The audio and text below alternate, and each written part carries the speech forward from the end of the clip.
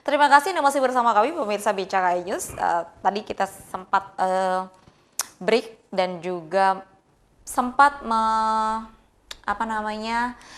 mendiskusikan terkait dengan kasus stunting dan juga SSGI. Lalu yang selanjutnya adalah apa sih faktor-faktor yang tentunya sangat mempengaruhi kasus stunting di Nusa Tenggara Barat yang saat ini sangat meningkat dibandingkan dengan tahun-tahun sebelumnya. Lalu apa yang sudah dilakukan oleh BKKBN untuk mencegah kasus stunting ini meningkat kembali? Apakah ini terjadi, peningkatan ini drastis terjadi karena COVID-19?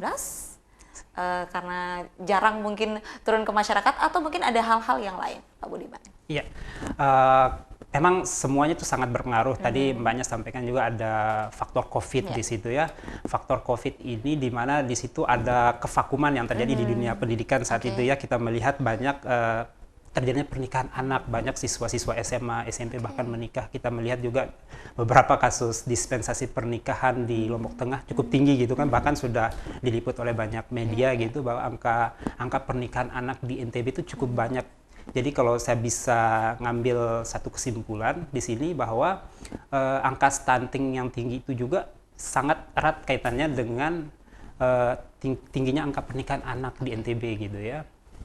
Saya kira salah satu faktornya adalah aksesibilitas pangan. Jadi masyarakat itu jauh banget menjangkau yang namanya konsumsi pangan tersebut. Tapi ada hal yang lain ya, tingkat pernikahan dini yang ada di Lombok Tengah. Tingkat pernikahan dini. Oke, selain itu apa lagi Pak? Selain itu yang seperti yang Pak sampaikan, kami di BKKBN itu ada namanya program tematik stunting. Salah satu program tematik itu disebut dengan audit kasus stunting.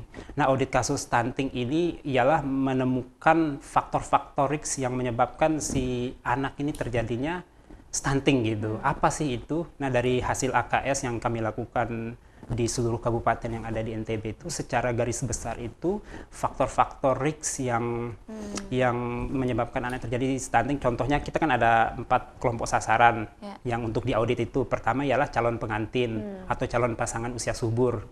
Terus kedua ada yang disebut dengan ibu hamil. Ibu hamilnya adalah kelompok sasaran yang paling berisiko melahirkan anak stunting kan. Terus baru yang ketiga itu adalah ibu menyusui. Ibu menyusui atau ibu nifas itu. Terus keempat baru balita. Nah, dari keempat kelompok sasaran ini kita melihat kalau untuk mengukur si calon pengantin apakah sudah siap apa nggak siapnya menikah itu, kita ada salah satu tools yang disebut dengan LC-MIL, elektronik siap menikah siap hamil gitu. Nah, dari 70% yang kami temukan datanya itu di LC-MIL ini ternyata masih banyak calon pengantin yang belum siap menikah. Bagaimana indikatornya? Misalnya lingkar lengannya masih kurang ideal, misalnya IMT-nya, indeks massa tubuhnya itu masih rendah gitu, sehingga hal-hal tersebut itu juga ngaruh pada mereka itu nanti kalau menikah ya secara misalnya berat badan tidak ideal, terus nilainya tidak ideal, ngaruh juga gitu. Terus belum lagi kita lihat dari lingkungannya gitu, apakah lingkungannya itu dikatakan ideal tuh misalnya akses terhadap air bersih atau akses terhadap jamban, mereka ada di rumah gitu. Nah, itu faktor-faktor yang sangat mempengaruhi kalau bagi calon pasangan usia subur ya, atau catin lah bahasa singkatnya catin. Nah, terus kalau catinnya misalnya itu di bawah usia ideal gitu, katakanlah di bawah usia, kalau yang saat ini kan di bawah berapa ideal kita anak menikah itu 18 tahun ke atas gitu ya. Nah, tetapi secara idealnya mereka tidak ideal menikah di bawah usia 18 tahun atau menikah di bawah 20 tahun. Dan itu banyak kasus? Banyak kasus, dan itu bisa diukur dan bisa dibuktikan dengan data. Terus selanjutnya kalau kita melihat dari ibu hamil. Ibu hamil ini juga selain dari faktor nutrisi, misalnya kan ibu hamil itu harus mendapatkan nutrisi-nutrisi yang baik begitu ya, untuk bukan hanya bagi ibunya tetapi juga janin yang ada di dalam kandungannya itu. Nah, tentu itu juga selain faktor nutrisi yang masuk, yang diasup langsung ke mulutnya, itu juga ada faktor-faktor lain seperti aspek psikologis, misalnya katakanlah ibu dia hamil belum siap untuk menikah, tapi psikologisnya sudah harus siap gitu ya. Misalnya saya kasih contoh sederhana saja gitu.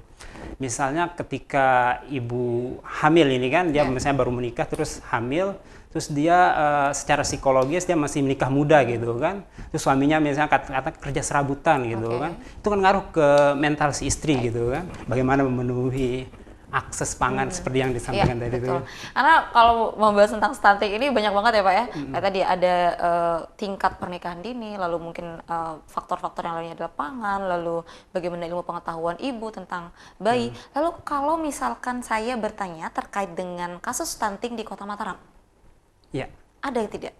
ada pasti di setiap kabupaten dan kota itu Tapi menurun atau meningkat?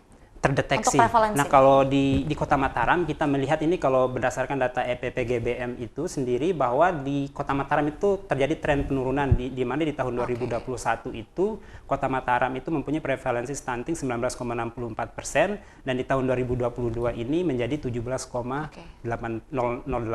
Jadi ada tren penurunan di situ. Ya.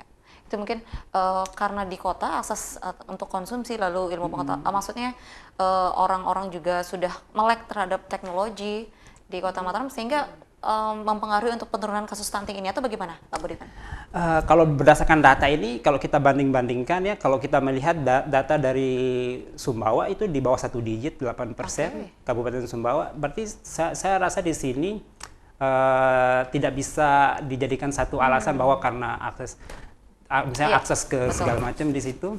Tapi sebenarnya ada banyak faktor gitu. Mungkin bisa jadi ketika di Kota Mataram kenapa menjadi 17%, ada banyak faktor misalnya akses ke pekerjaan misalnya atau misalnya angka kemiskinan ekstrim di Kota Mataram.